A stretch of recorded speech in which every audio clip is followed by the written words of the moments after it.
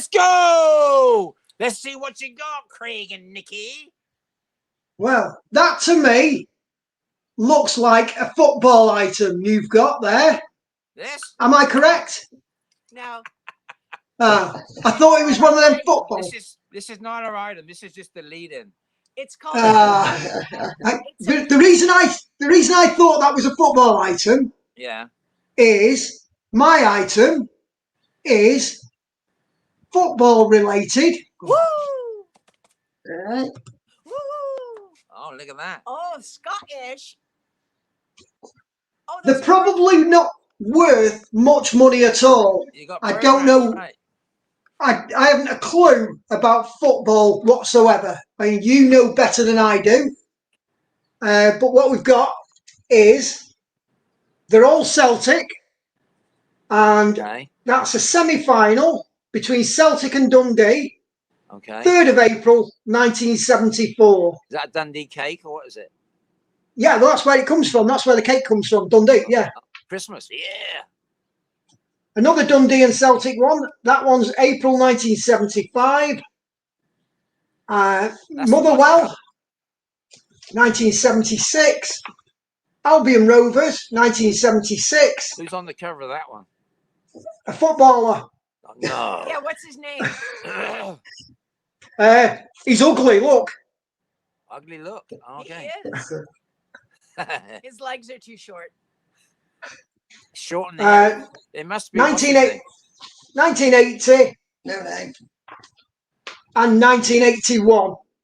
And like I say, I know nothing about football, let alone football programs. These things could be worth 10 pence each. They could be worth £10 each. I really haven't a clue. So I think on this, I think the research is going to be the main thing.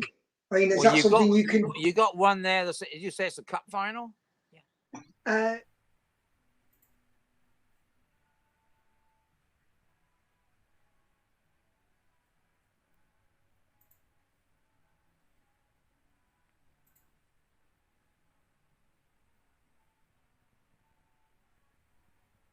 Yeah, so that's them. Well, that's good, these matey, are originally 10 pence each. So hopefully they're £1 now. Right. And there might be somebody out there that would know. Yeah. There may be someone who's a Celtic supporter who knows about these things. What I find interesting about these is not the fact that it's football. I'm not interested in that at all. But I like all these sort of things. All the adverts, eh? Yeah. Oh, that's fantastic. Oh, look at that. Yeah. Coat Bridge. Have you ever had one of those? Leyland cars? Leyland, right? Leyland would do a rubbish, weren't they? I don't know. What, another deep player on the right wing?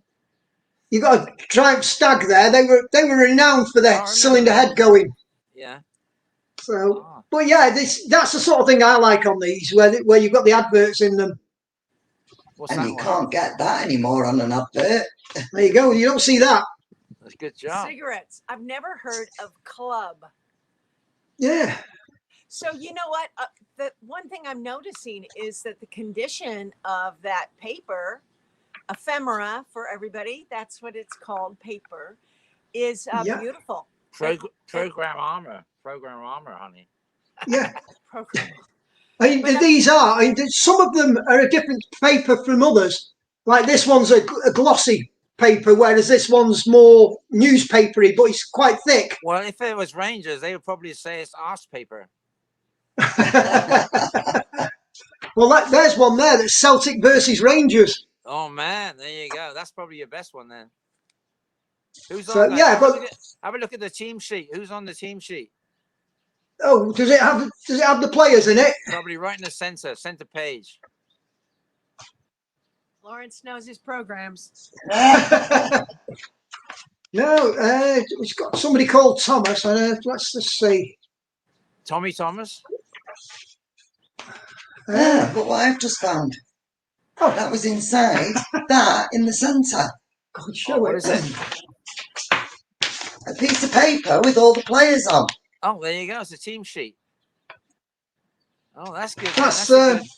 That's a good piece. That's been typed up on, on an old typewriter. Yeah. All right. Well, there you go. So the guy may have done it himself, or maybe it's just what do you say? A test program. Who knows? Well, it looks like it was Yeah. attached. It looks like Yeah, somebody it's ripped a bit it off torn, of but something. maybe it was because it was in the middle. Yeah. Oh, okay. They would have manually added that. That's crazy. Manually. All right. So I only got one thing to say about that. So I'm sorry my item wasn't as interesting as I would have liked it to have been, but somebody somewhere will be interested in football. You had your soccer clubs. Well, I've got a fucking real club.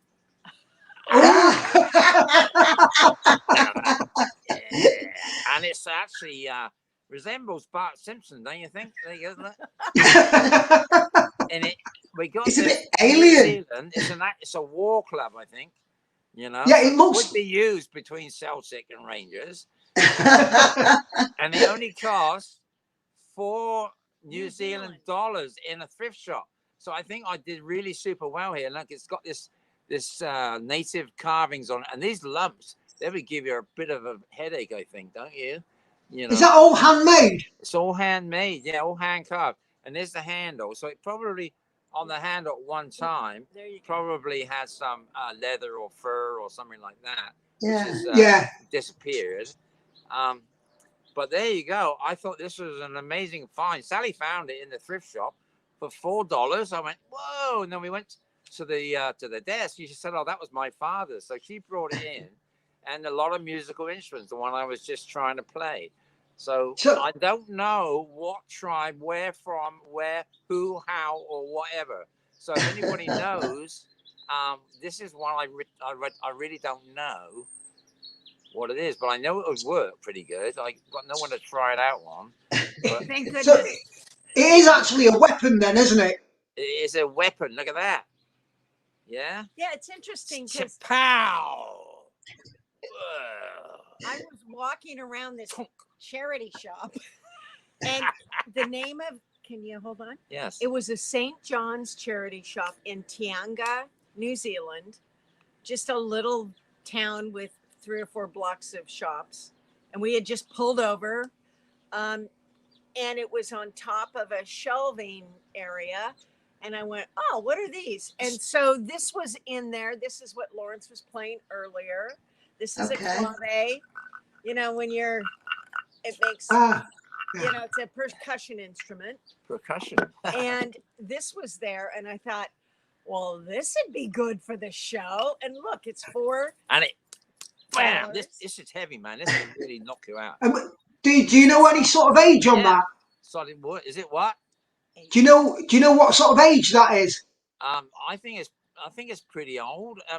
It's not new. It's got some really nice paint finish on it. It's not a varnish. It's kind of and then they carve through the varnish to give the design. See? There's no blood and hair on it, is there? No. Well, no. Somebody did mention there was blood on the top. Did they? Yeah. When I was looking at it, they looked at it. They go, "Oh, is there any blood on the top of that? Is that a solid bit on the top?" Yes, it's all solid, made out of solid, one piece of wood. And here's the other interesting question I have. My interest. Yeah. Is this on the edge? See how it's like worn? Is that worn, or is that unpainted? Worn. It's just worn. Honey. It's worn, so it's hit some things. No, it's just been it's been rolling around. Somebody's skull. Yeah, it's been rolling around. It's just been in this, it's been rolling around. There you go. This would be. It's been rock and rolling, matey. Oh, okay, German. Oh, Nazi dagger.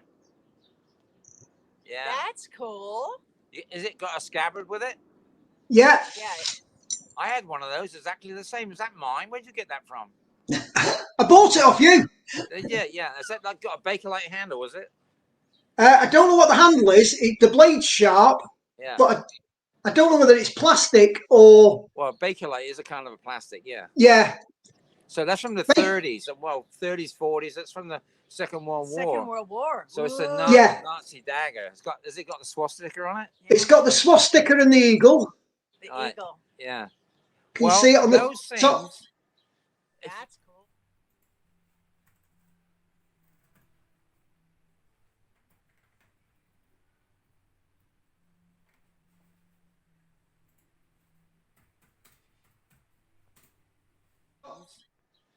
That's cool.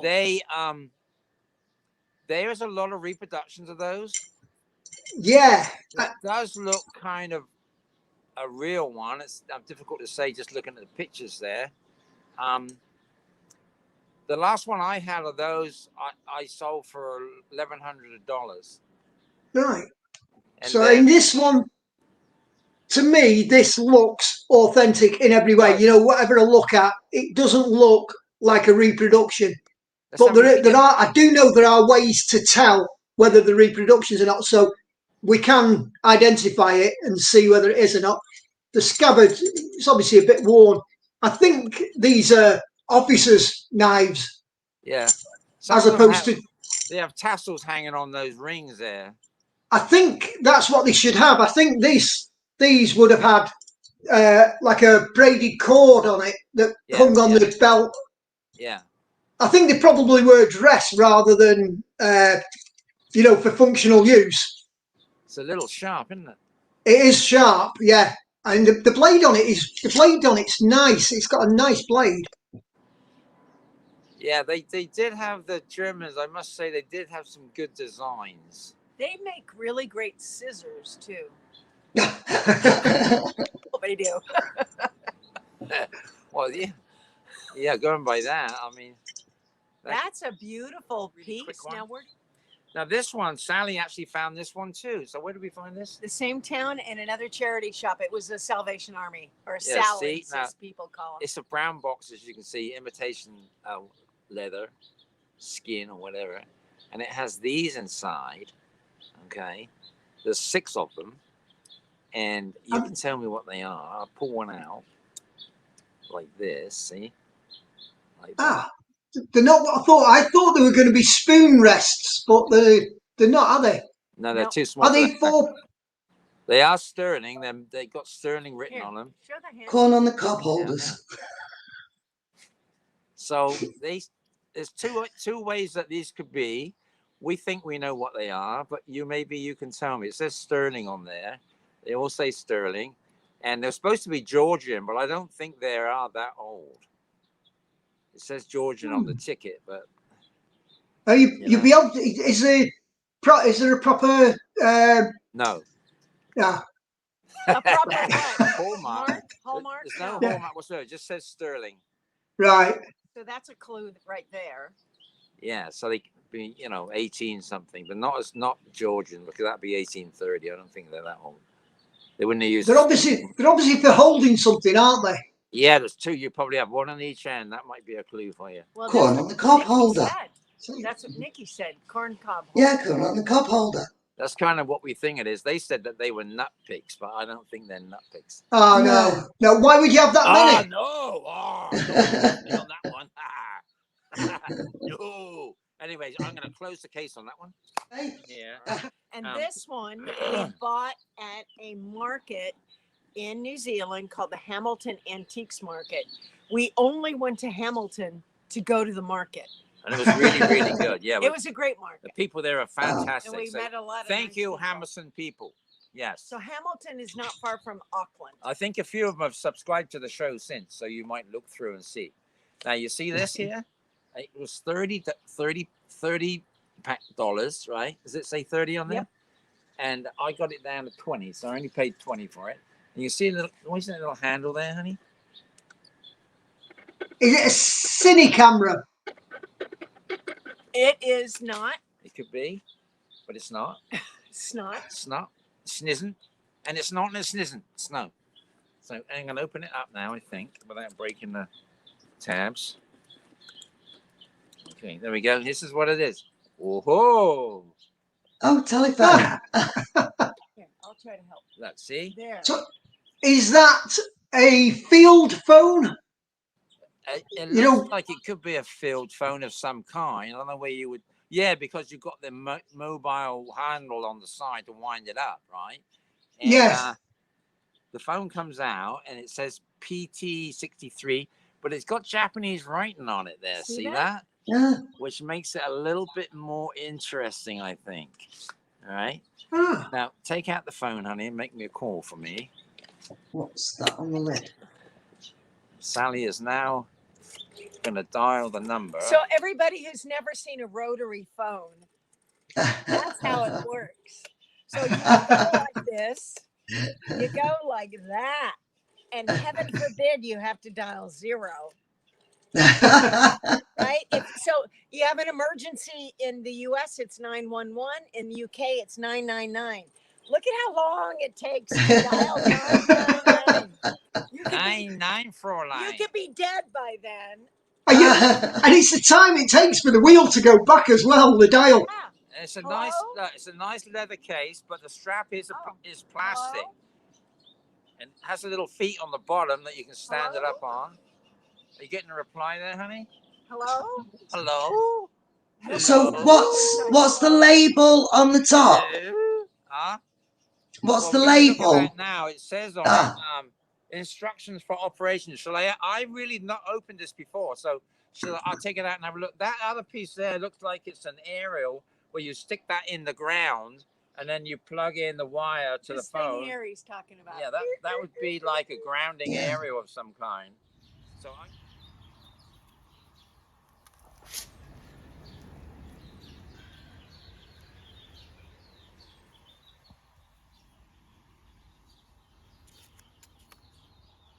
So I'm going to put it down and take out the instructions now, okay? I'm going to hang up. Oh, hang up. Here you go. Nobody's there. Oh. That's because you're not doing the operator's job this today. No. Yeah, I did that in New Zealand too. That was Now look. Okay, instructions for operation.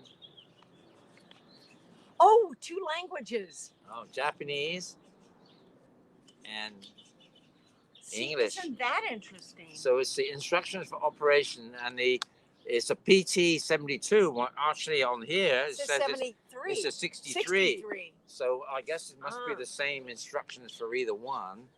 And, so you'll be able to date it from that, won't you? From that model. Yeah. So it says connect the wire to the terminals L and 2, insert the 2 dry batteries, etc., etc. So I can read it all to you if you want. Then switch it on, okay, and watch out for the electric shock. Oh, okay, no, it doesn't say that. When calling by common battery system, just hold up the handset. So were you doing it right, honey? When conversing, keep pushing the button on the handset while talking by any system, but release the button as much as possible while receiving only. So it only works when you're speaking if you press the button. I guess it's kind of like a walkie-talkie. Like a walkie-talkie. Yeah. A walkie-talkie. Like a walkie-talkie when you press the button, isn't it? And you turn around. That's what it's all about. Ooh. Somebody will be able to read that for us. You should have shown us that and read the other side and pretended you knew what he said.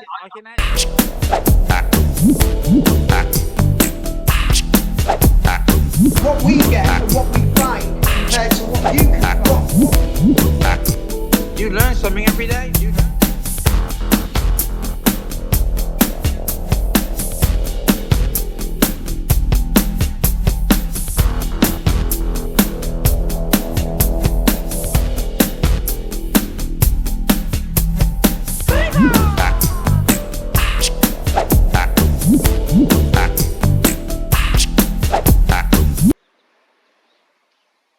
And now, what the heck is this thing? Let's see if you can look at it up close. So, as it turns out, this is a tumbler gauge. And it would have been used and still can be used by somebody who's interested in padlocks. And it's for making keys. You know, this thing moves, as we said. I think that it would tell you the size of the key. I'm not sure how a tumbler gauge, which is what it is used, because I'm not a key maker or locksmith. But this is a tumbler gauge, probably made by an individual person. Based on the names of the companies, I would date it to the early part of the 20th century. How much is it worth? Well, if you're an old locksmith, you're a padlock collector, and you need to cut a key to open up your lock, this is your magic. How much is it worth? Maybe a few $100s to a guy who needs it. It was probably made by a particular individual for their own use. There are no others like it. So, having said that, it can be yours probably for about $330 when we put it up for sale. Tumbler gauge for making keys.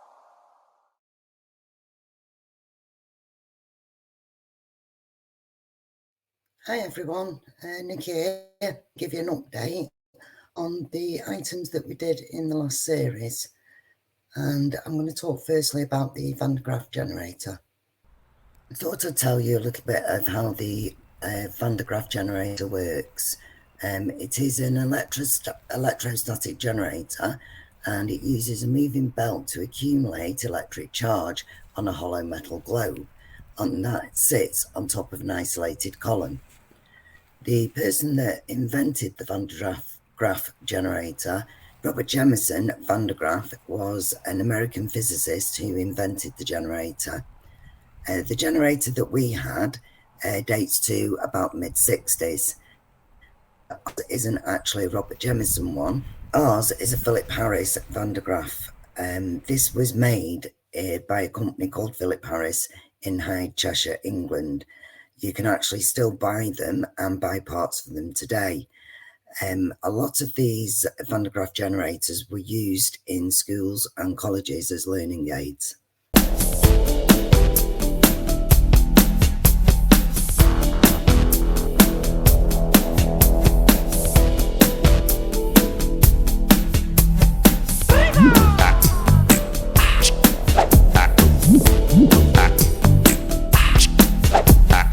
What we get and what we find compared to what you can find. You learn something every day.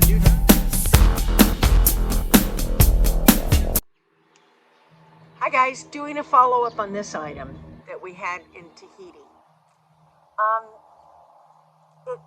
I had said it reminds me of an invalid feeder, but what it turns out to be is a silver plate tea strainer by Pay and Baker, dating to about 1915, 1917. And the way it would work is, I suspect I'm right-handed, so a right-handed person would take a pot of tea, loose tea in it, that's ready to serve, pour it through this strainer and into the cup, and catch all the loose tea in this bowl.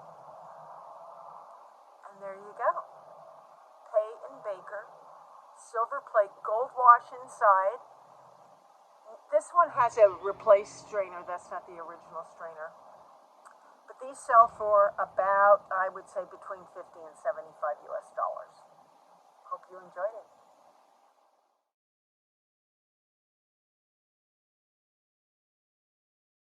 Hi everyone. The story behind the Yataghan sword that Craig had is he actually acquired the scout group that he used to lead, which was First Flixton in Manchester. And I've been doing a bit of research and found that First Flixton was actually formed in 1907 and was one of the first scout groups in the world to be formed. Now, this always hung in the scout hut, and when it folded, Craig was actually a scout leader by then, and that's how he made it. And he's never actually done any research into it. So it's been interesting to find out about it. So I've been looking into the Yataghan sword that Craig has, and what I've found is it's called a P1856. So that would roughly date when it was made. Now, there's an awful lot of markings on it, and between myself and Craig and Sarah, a friend of ours who is ex-military, we've managed to find out as much as we possibly can, but it's a bit like going down a rabbit warren. It gets confusing. Managed to find out is the mark on it, which was a B marking, that was actually Birmingham Sparkbrook, and that is a repair mark, and so it was actually repaired in 1866, so that's 10 years after it was made. It actually got reissued, so there is a reissue date on it of 94. Now, there is also a small number which was 773, and we're not too sure. I couldn't find a unit for it, but it does say, from what I could see on the internet, that the 773 is possibly a unit or a weapon marking. Now, the R stamp on it is the refurbishment, and the WD stands for War Department. Now, also, it had an X on it. Now, this we thought that was going to be a number, but it works out that the X means bend test. So I assume that it has to pass some sort of testing to how much it can bend. It was interesting to find out that the early ones actually had this curve in them, and that was because when they would have been fighting back then, it would have been on horseback. So in a way, it's the shape of somebody's neck. So I assume to chop the heads off. Now, also, it has an inspection stamp on it, which is a symbol of a broad arrow, and that means it was the Enfield factory stamp of approval. It also has what Lawrence called a blood groove on it, which is a groove that goes right down the blade. Now, when I was chatting to Sarah about this, she was explaining to me that when you stab somebody, this sounds really bad coming from Sarah, but when you stab somebody, apparently it creates a vacuum.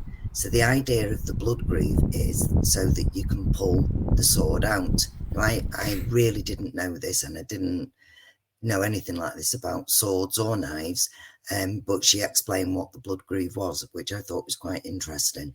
Now, if any of you can actually help with the sword, there was a few markings on it that we really couldn't identify, but it was really interesting to find out information about this sword. And if you could leave comments below, and I will get back to you with anything.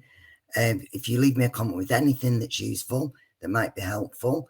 It's very loose, the information. I am not 100% sure that the date that I've put on it of 1856 is the exact date of when it was made, but somebody out there might be an expert on these swords and might be able to help. So if you could leave a comment, that would be great.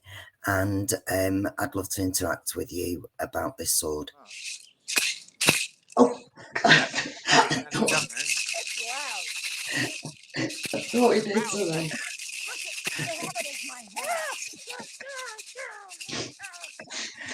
From here, that looked like he hit you on the head. Oh, yeah, this reminds me of the club. So there you go. So don't forget, subscribe. What did we say? Subscribe. You learn something new every day. Yeah. And stay tuned for the updates. Stay tuned. Yeah, there you go. Tuned. We'll be right back. Tuned. That's it. Tuned. That's all, folks. That's good. Arriba. Couldn't go without saying that. Anyway, thanks again. See you next time. Bye. Thanks for watching, everyone. Yeah. Keep watching. Keep your eyes glued to the set.